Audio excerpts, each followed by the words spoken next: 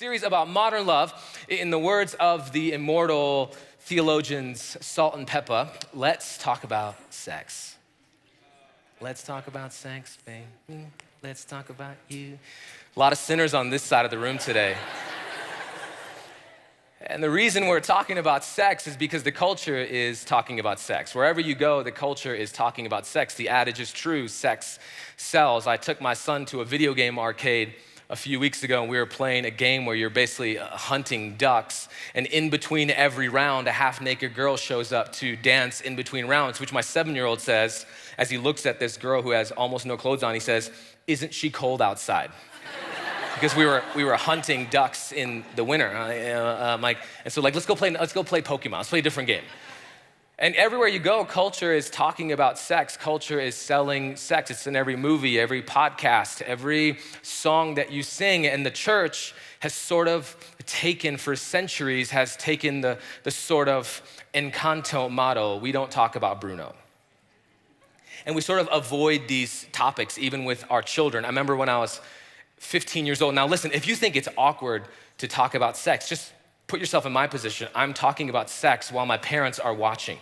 Let's just say this is awkward for all of us, but we need to press into this. And so here I am, 15 years old. I'm in the basement hanging out with my friend Steve, my best friend Steve, and my dad must have just seen some sort of commercial about talking to your children or something. And so he comes down to the basement, he sort of stomps down, he goes, "Nirup, are you a virgin?" Me and my friend Steve look at each other like, yeah? Good, keep it that way. And then he walks out.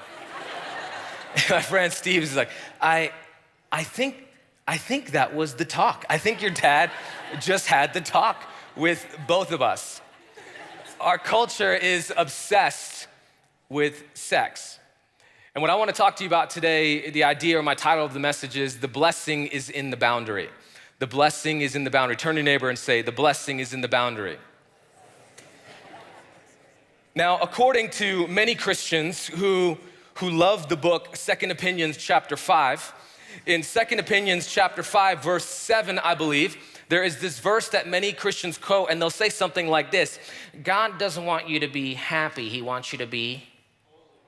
God doesn't want you to be happy, He wants you to be. And then they'll say things like, marriage isn't about happiness, it's about, as if marriage has the market on holiness. Like if you're single, you can't be holy. If you're divorced or a widower, you can't be holy. Somehow, only marriage has the road to holiness. And God doesn't want you to be happy at all. God wants you to be miserable, just miserable. He wants you to have miserable sex, miserable marriages, miserable singleness. Nothing could be further from the truth. The reality is, God, as a loving and heavenly Father, wants you to be happy, and He wants you to be holy. It's not an either or. It's not even both sides of the same coin. It's a part of the same fabric. God desires that you would live a happy life, and not just happy by moments, not just happy by situations, but a sort of eternal joy that is with you in all times, regardless of your station or status in life. And at the same time, God would want you to pursue and experience holiness, except God has designed it a particular way. God desires that you would be happy, and God desires that you would be holy, and God has made a way for this to happen. So friends, holiness is not the implementation of rules. Holiness and happiness is the invitation into a relationship. And God is inviting you into a relationship, and in the ideas of sex and sexuality, there is boundaries in this relationship. There is boundaries in your relationship. Now, I have four sons. I have 4 sons. The 4th one can't do much yet. I have 3 that can do quite a bit. And my wife and I have a decent sized backyard, and our backyard sort of backs up into a cliff, a pretty good drop. And I have 3 sons. So we have a fence that protects our backyard, because if we didn't have a fence, one of those kids is going over, or 2 of those kids are throwing the other one over. And it's dangerous. See, outside of that fence is danger. Outside of that fence is darkness. Outside of that fence is death. Now, no one would accuse me here of being a bad father for creating a boundary for my sons, because inside of the boundary, there is joy and there is life, there is safety, there is protection, there is me. The Father is in the boundary. See, outside of the boundary is a world and a culture of darkness, but inside the boundary is light and truth and grace and healing and belonging. And God is inviting us to live inside of the design of his boundary. The question for us is, for you, and this is not rhetorical, I want you to actually answer this. Who has been your primary and central educator when it comes to the boundaries of sex and sexuality? I can begin to sort of trace the educators in my life when it came to sex and sexuality. The first time I ever even heard sexual terms, I must have been 5 or 6 years old, and we were watching the movie Kindergarten Cop. And in this movie, Kindergarten Cop, Arnold Schwarzenegger plays a kindergarten cop, and this young kid asks to go to the bathroom. And he says, sure, you can go, and the kid goes out, but the kid comes running back in, and all of a sudden she says, boys have a penis and girls have a vagina. My first time I ever heard those words before.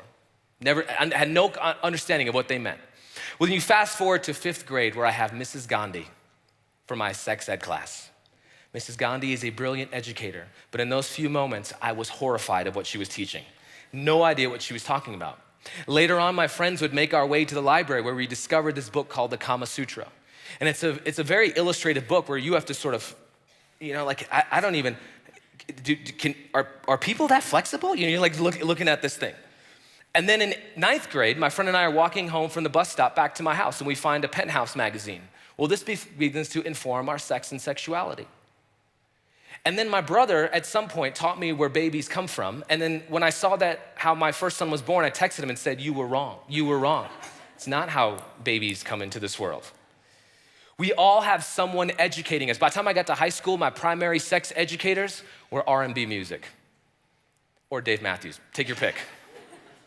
And this is where I sort of this is my understanding of sex and sexuality. This is my understanding of relationship. This is my understanding of what girls want. This is my understanding of, well, boys will be boys.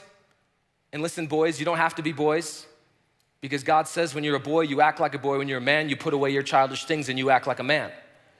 But who is your primary educator when it comes to sex and sexuality? Now listen, friends, if you think you can engage in the things of the culture and listen to them and watch them and they are not informing you, you are sadly mistaken.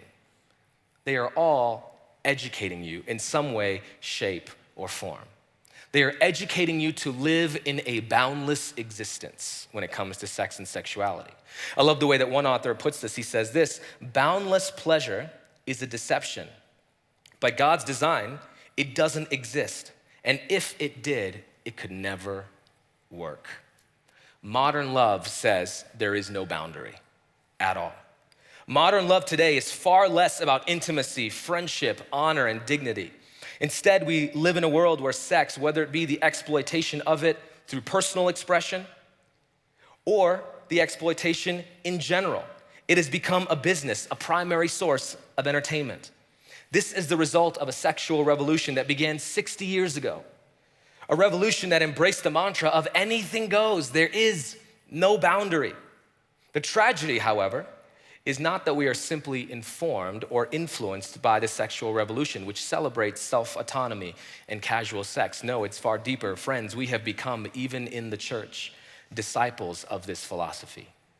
We have become disciples of postmodernism, which rejects any notion of absolute and objective truth and instead anchors our lives in the expression of my truth.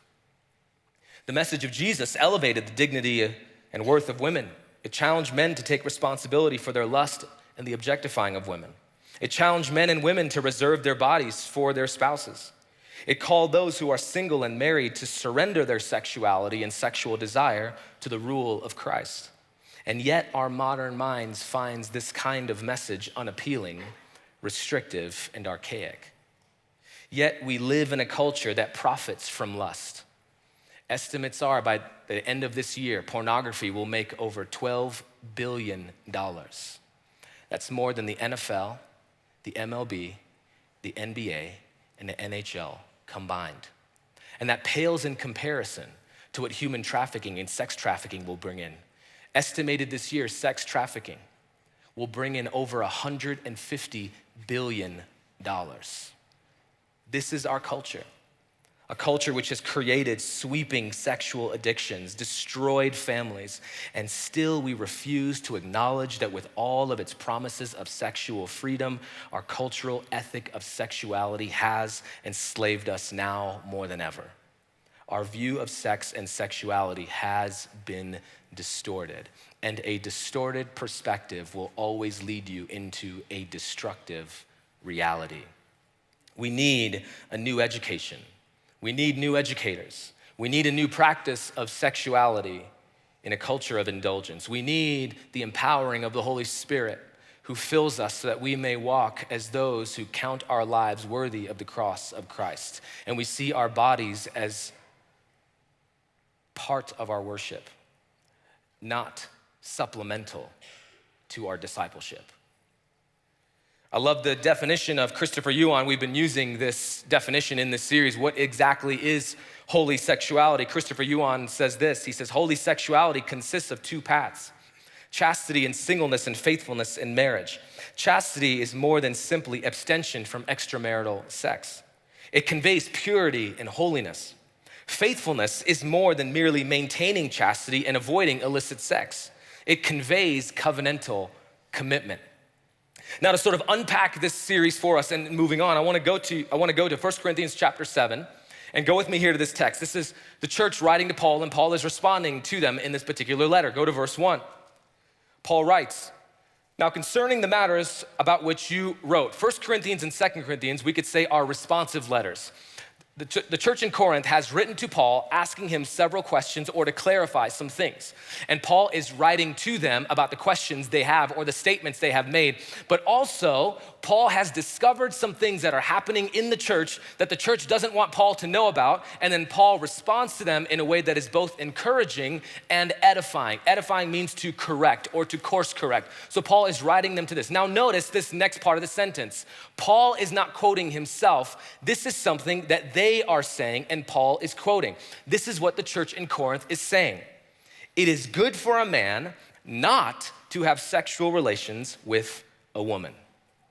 Now, Corinthians, the church in Corinth, has a very distorted perspective of sexuality, which has led to much destruction in the church. We could argue that the church in Corinth is in danger of being discipled by the culture. Notice again, the quotes that is not good for a man to have sexual relations with a woman is not from Paul. It's from the church. Now, how does this happen? Well, a couple things. First, in the church in Corinth, there were those who were called the libertines. The libertines believe that, listen, now that you're free in Jesus, anything goes.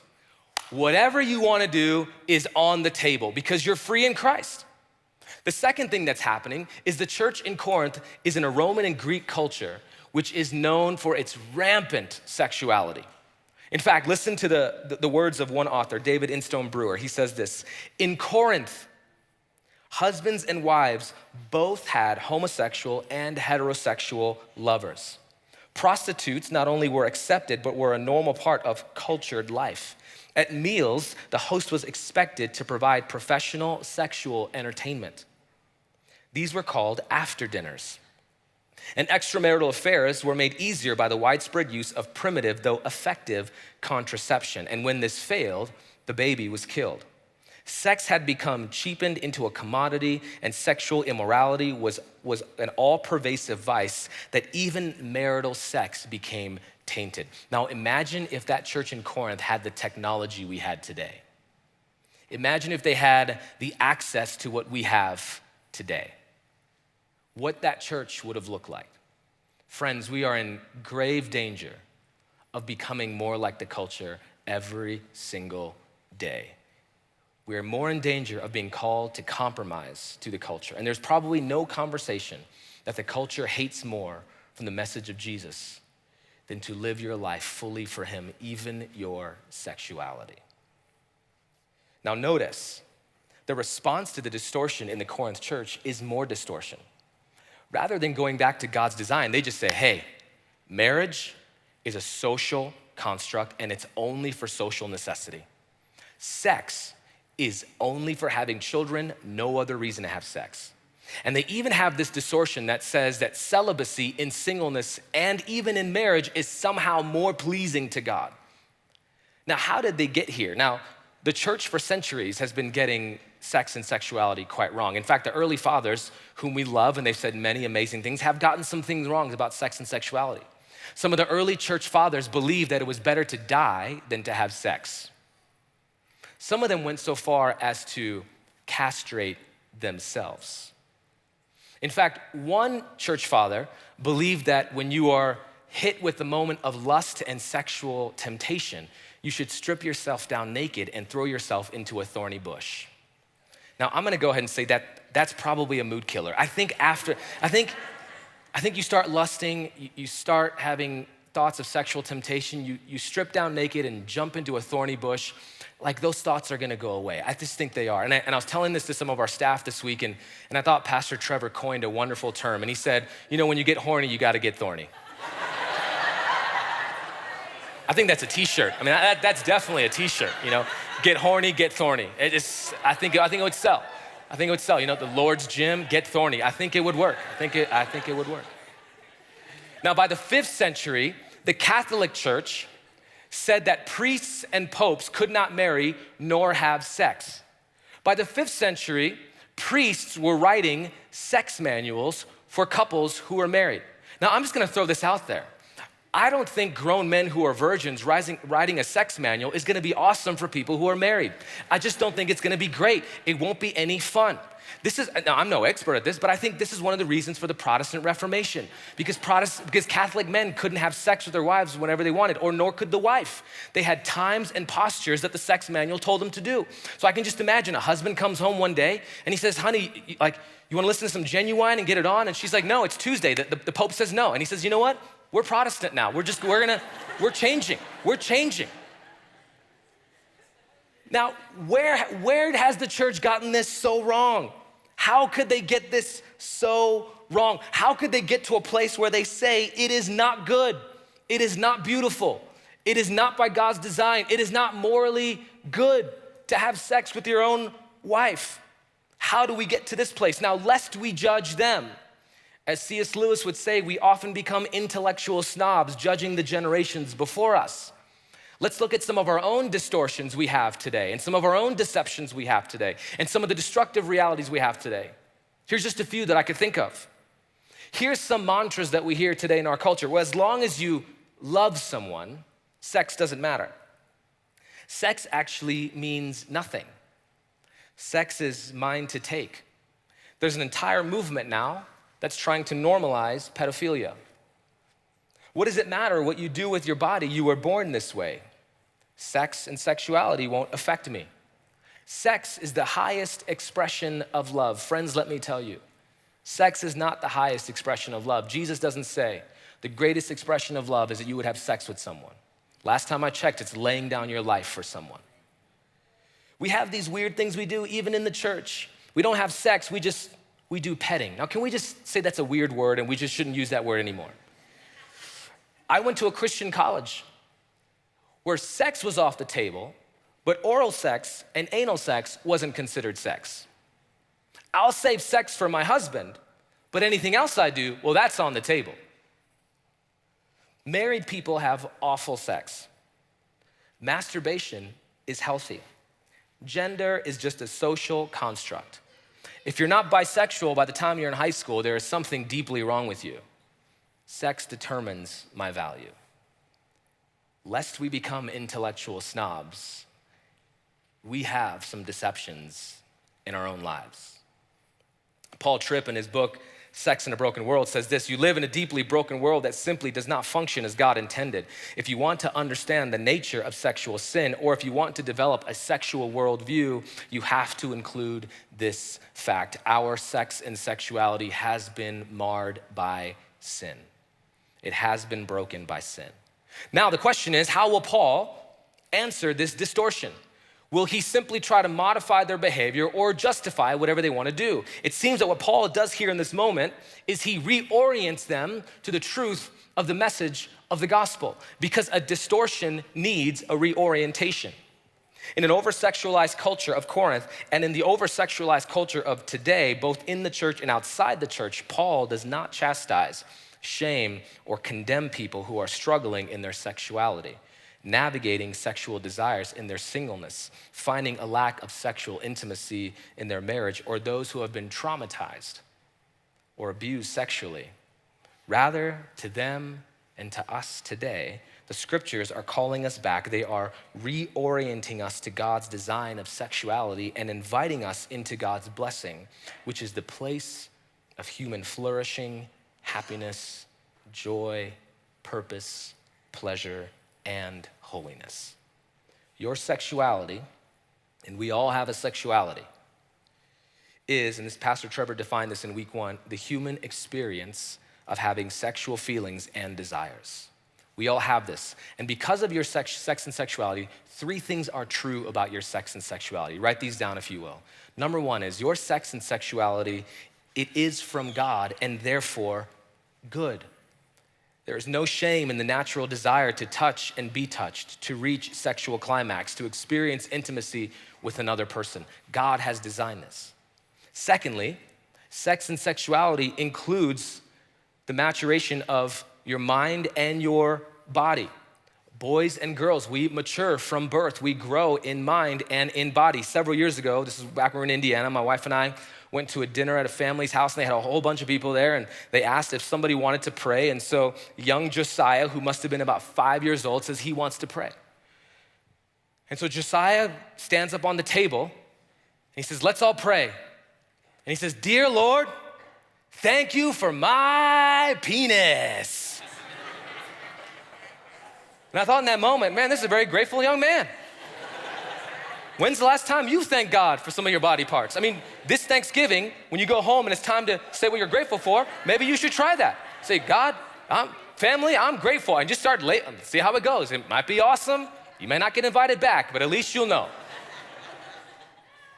Thirdly, while your sexuality is from God, while it includes your body and the maturation of your body, listen, it must be surrendered and disciplined under God's design, because your sexuality has been infected by sin.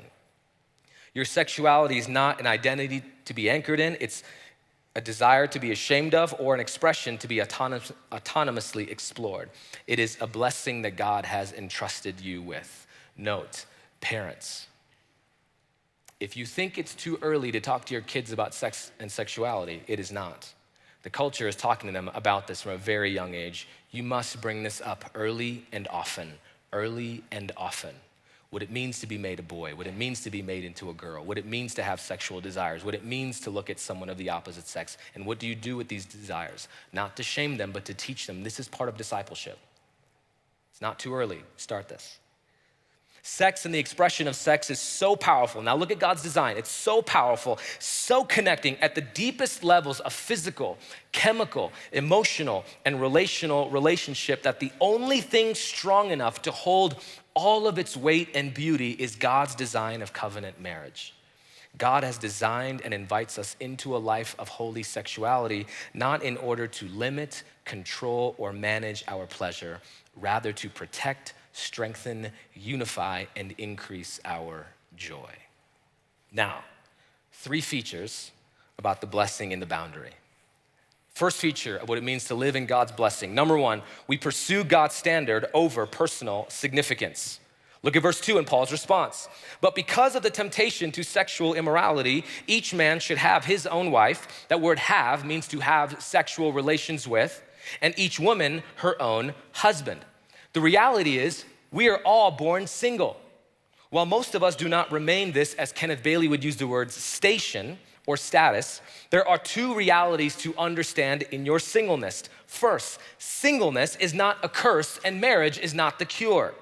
I went to a Christian college, and if you were not engaged or married by the time you were a senior, something has gone crazy wrong with you.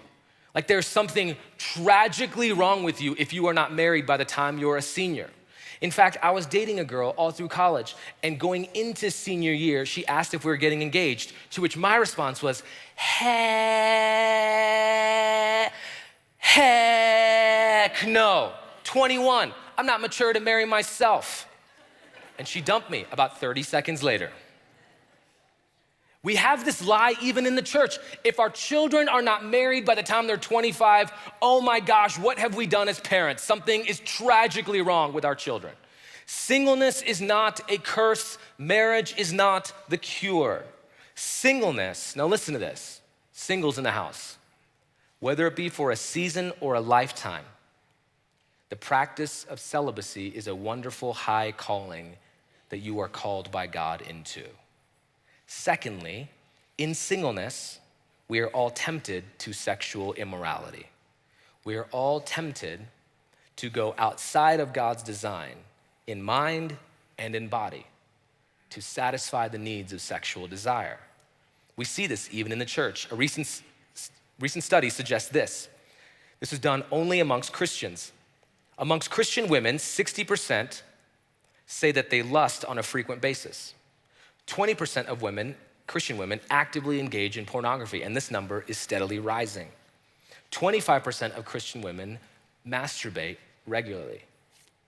And over 40% of Christian women have confessed or said they've had sexual sin in the last year. Now, Christian men are no better. Christian men, 70% of them confess or they say they struggle with lust. 50% practice pornography. The number jumps higher when you look at men from the ages of 18 to 24. That number is 76% of men, Christian men from the ages of 18 to 24 engage in pornography. 41% of Christian men masturbate regularly. Over 60% of Christian men would say that they have practiced sexual sin sometime in the last year, which means we are all tempted in the area of sex and sexuality. In response, Paul says, each man should have sexual relations with his own wife and vice versa. Then he doubles down in verse 8, he says, to the unmarried and the widows, I say that this is good for them to remain single as I am. Now pause for a moment. Paul is writing to a church where he really believes that the return of Christ is coming very soon. So because Christ is coming soon, the world is gonna end. There's gonna be a lot of wars and turmoil. Paul says, hey, it's better not to marry because if you're married, it's harder to bring your family and children along if the world is going to hell in a handbasket. So that's part of what Paul is thinking over here. The other part of it that Paul would argue is that when you're single, you have more time to devote to ministry or serving. But he says this, he goes on, he doesn't stop there. He says, but if they cannot exercise self-control, they should marry, for it is better to marry than to burn with passion. Now, does Paul have a low view of marriage? Paul is not making the case that marriage will solve your temptations, nor is Paul making the case that if you cannot control your sexual urges and disciple them and discipline them under the rule of Christ, that those desires and needs must be met by your spouse. Paul is reasserting an ancient biblical truth that there is something about sexual experience that makes us feel significant. And it may not feel this way, but the husband who sneaks to the bathroom in the middle of the night while his wife is sleeping to masturbate, that in some way, shape, or form makes him feel more significant. To the young, single, 26-year-old girl who is living in such deep loneliness that she has to have casual sex over and over again, though it's destructive to her own soul, there is something about that experience that makes her feel significant. Now, while these are generalities, the fact remains that sexual experiences create in us a feeling of personal significance. Secular psychologist Stephen Diamond says this, sex is a way of lessening our alienation, isolation, and aloneness by physically connecting with, penetrating, or being penetrated by another person at the most primal level of existence. Sex substantiates, humanizes, and incarnates existence. It's what makes us feel human. Now, the scriptures don't deny this. They redirect it. They redirect that desire to God's design. Notice, where does Paul take this?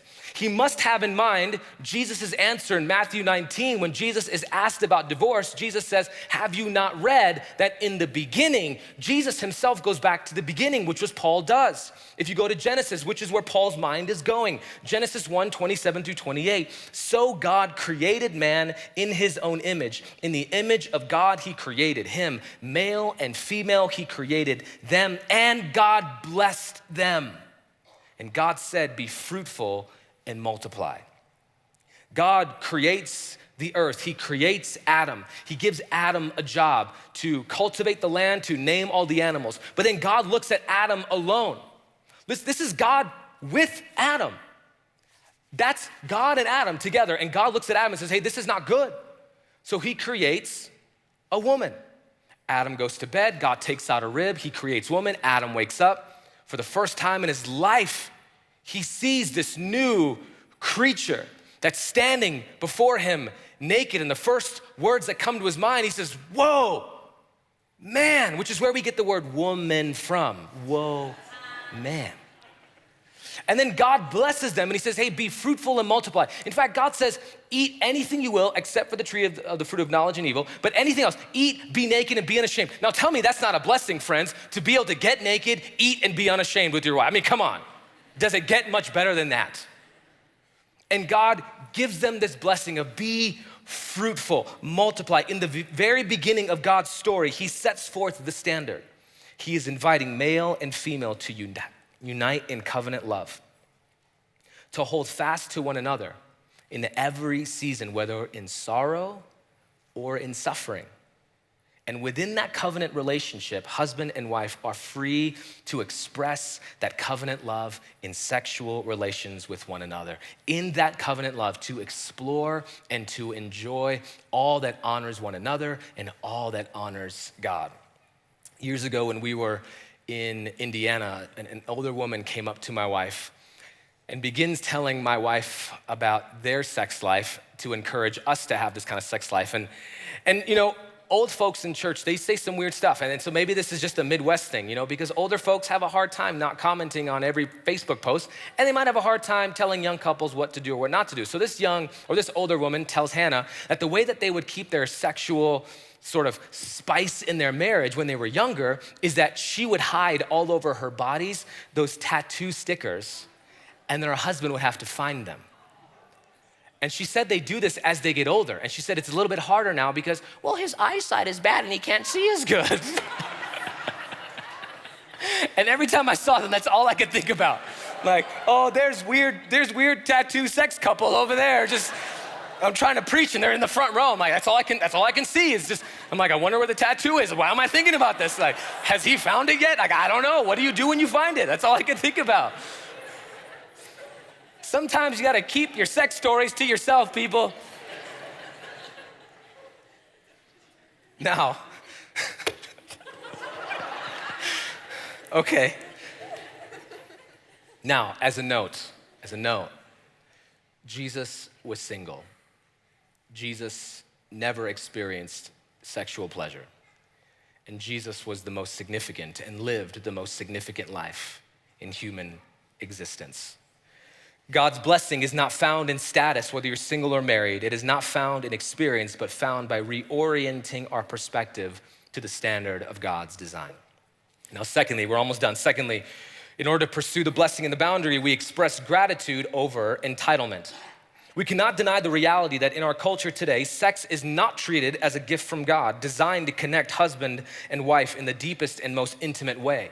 While sex came from God, exists by God, and must be expressed for the glory of God, it is today an expression of personal entitlement. Follow me. Every area of sexual sin, whether it be lust, pornography, prostitution, sexual voyeurism, masturbation, illicit sex, sexual acts, rape, assault, adultery, or even the demand in my heart that my spouse must meet my sexual fantasies, or the ability to use sex to control and manipulate. All of this is conceived, born, and sustained in the sense of personal entitlement. In other words, we have convinced ourselves that we are owed sexual release and someone else must pay. The scriptures call this sin and invite us once more to live in God's design. Look at verse 3 through verse 5 of 1 Corinthians 7. The husband should give to his wife her conjugal rights, and likewise the wife to her husband. For the wife does not have authority over her own body, but the husband does. Likewise, many husbands forget about this part, likewise, The husband does not have authority over his own body, but the wife does. Do not deprive one another, except perhaps by agreement for a limited time, that you may devote yourself to prayer, but then come together again, which means to have sexual relationship again, so that Satan may not tempt you because of your lack of self-control. This is one of my favorite verses in the Bible. Why is this not at Hobby Lobby? I don't know. Can we get this framed and put over our bed or in the kitchen? I mean, even on the front door. Look at this verse. My wife has authority over my body. I look at my wife and say, listen, this is all yours. You have authority, you have rights. To which she says, but I have decided to deny my rights for the sake of following Christ. This is actually mind-blowing and revolutionary.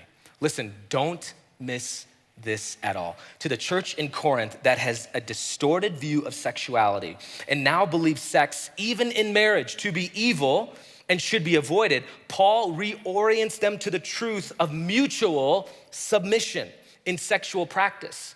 To a Roman and Greek culture that believed that women were the objects, sexual objects, and must quietly submit to the sexual conquest of men. Paul reorders this and tells them that they too have authority over their husbands' bodies. There's a reason why women were attracted to the teaching of Jesus. Women were attracted to the teaching of the early church, and why Greek and Roman women loved the teaching of Paul, because he gave them dignity and worth. Paul affirms the quality, the value, the dignity in both the husband and the wife, stressing mutual rights, which means, follow, in marriage, sex is a positive right. It is in fact a gift. Any gift givers in the house? You got a gift to give. Any people that love receiving gifts? You got a gift to receive. Sex is a gift given by choice, in gratitude, and received not with a sense of entitlement, but with gratitude. In this kind of marriage, there is freedom from coercion, power plays, and abuse. Sex as a gift becomes then a powerful, vulnerable, and delightful way of serving your spouse, which means the primary posture of sex is seeking to seek the pleasure of your spouse and serve them first. Whenever I meet a young husband who thinks he's awesome at sex, I'm like, bro, you're not good at sex. You're not good at sex. At all. You're not even in the top 1 billion. You're not good at sex. And anytime I meet a young person who thinks that because they've had so much casual sex, they're so good at sex. You know why you're not good at sex early on? You know why you're not good at sex when it's casual? Because it's all about selfishness. It's all about, what can I get out of this?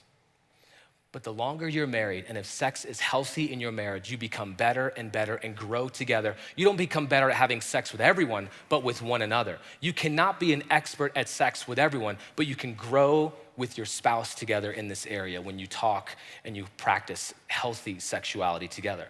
Now, in God's design, follow me, sex is not a weapon or a tool. It is not a power play that uses sex to get what someone wants, nor is it the mantra that says, my body, my rights.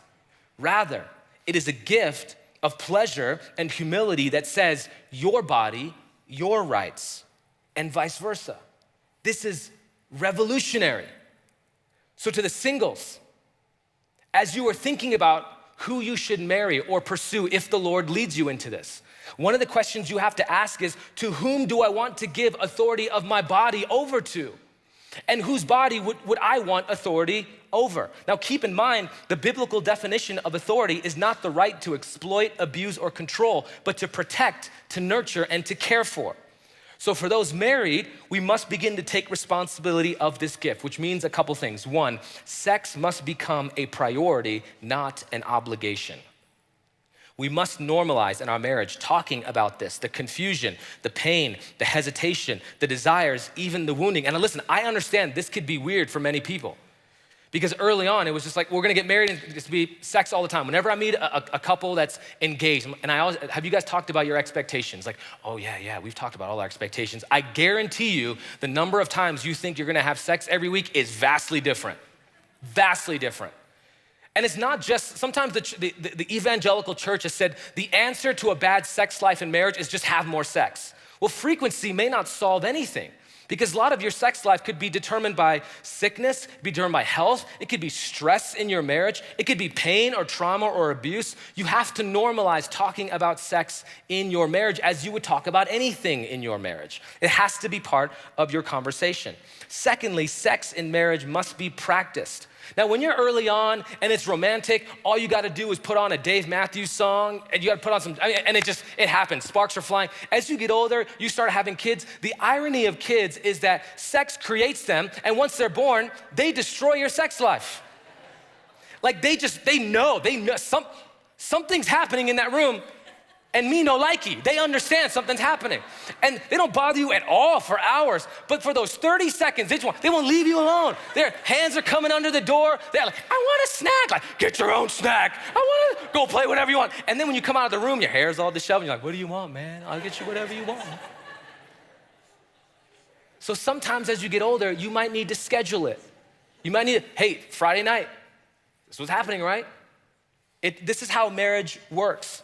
Sometimes we have to make an effort again. Like fellas, go back to the gym, wear clean clothes, get a haircut. And like take your wife out to dinner. Like bring the romance back in. Ladies, wear that perfume that we love and shave your legs, like maybe to your knees or just get to your knees, Just do something, Just get out of pajamas just once this week. Just put on some jeans, I'm joking, but come on, we gotta make an effort. Sex is a spiritual practice. We are invited not to deprive, which means to deny one another, except to pray and then come together again. So some of you gentlemen, you might want to say, hey babe, I think we should start praying this week. I think we should start going to Wednesday night prayer night because maybe on Thursday morning we could come together again. Okay, maybe that's just it's biblical. All right, third and finally, so we went gratitude over entitlement. Third and finally, then we'll be done with this. Choose obedience over understanding. Now, this is probably the most important one. If you want to live in God's design, choose obedience over understanding. Look at verse 6. Now, as a concession, not a command, I say this. I wish that all were as I myself am. Paul is saying, I wish you were all single as I am. Paul has devoted his life to the church, to the advancement of the church and the gospel. Now, let me pause for 1 second here. Singleness, let me say this again, is not a curse. And there are many of you who might be called into singleness. Some by choice, some not by choice. If you've gone through a divorce and you now know what it's like to miss that intimacy you once had with someone. Or if you've lost a spouse and you now know what it's like to feel the pain of loneliness, what you once had is now gone. The Lord is with you in those seasons. The Lord is with you in those moments. You are called to singleness until you are not called to singleness. And that could be for a season, that could be for years, that could even be for a lifetime. And I'm gonna talk about this a couple times throughout the series, and one of the things that the church has done a historically poor job of, especially married couples in the church. We look at young singles and say, sucks for you. You don't get to have what we have, but boy, you just gotta suffer for Christ in your loneliness, and we've never opened up our homes for them to have intimacy with us. We've never invited them into the spaces where they could have relational intimacy and proximity with us. We've simply looked at them and said, sorry, good luck. And we have failed singles horrifically. In another area, the church looks at singles and says, more free manpower. Since you're not gonna get married to someone, you should just marry the church and give your life and your body and your time to the church. That too is historically tragic. And I would go so far as to say that's a sin to use and abuse people who are living in seasons of loneliness or in singleness. So we have to do better. Families, we have to do better at creating spaces in our homes for those who are single, whether it be for a season or a lifetime, because they're walking in difficult obedience. So then Paul goes on, he says, but each has his own gift from God, one of one kind, one of the other. Your sexuality and your relationship status is a gift. It may not feel this way. I don't want the gift of singleness. Or maybe you're in a season where marriage is really difficult. I don't want this gift. Or you've gone through a divorce, you've gone losing a spouse, and now you're into a new season. I don't want this gift. God sees you. He knows your desires. He knows your loneliness. He loves you, and he has entrusted you with your sexuality, not as a means to do with as you please, but to steward in obedience to him. Jesus says two very critical things over and over in the scriptures. He says, those who have ears, let them hear. And then he says, if you love me, you will obey me. Obedience. It is when we obey God, we are reminded that God is most interested in the condition of our hearts. Obedience keeps God central in our hearts. It becomes the atmosphere where proper affection and motivation is stirred. It is in obedience we are anchored in the sufficiency of God's love and reminded that his standard is not the means to limit our pleasure, but to maximize our joy. My entire life, my dad would always tell me, obedience comes before understanding, not the other way around. We are not responsible as you walk in obedience. Let me tell you this. When you walk in obedience, you are not responsible for outcomes. We are not responsible to determine the measure and the means of God's blessing. We are called to walk in obedience. And it seems many of us today want the result of God's blessing, just not the obedience that precedes it. But you have been entrusted with a gift. Now walk in a manner worthy of your calling. The blessing is in the boundary. So where do we go from here? The reality is that each of us has fallen short of God's standards and God's glory. In this, we have rejected God's blessing. We have rejected the love and the grace of a holy, transcendent being. We have nullified his transforming work in us and through us. We have turned time and time again from the life of peace and joy that he offers us. And instead, we have conspired with our own deceitful hearts to take our own sexuality into our own hands. And where has this led us? Certainly not more freedom, rather more pain, rejection, isolation, confusion, shame, and guilt. But church, the fundamental nature of sin is not rooted in behavior, but belief that leads to behavior. Our sexual sin and brokenness is rooted in the belief that in this area of our lives, the Lord Jesus isn't enough. This has distorted our views and destroying our lives. But the good news, I'll end with good news. The good news is that the glorious gospel of Jesus says that in his life, he demonstrates for us what it means to live under the rule of God's design and embody the hope that comes with it.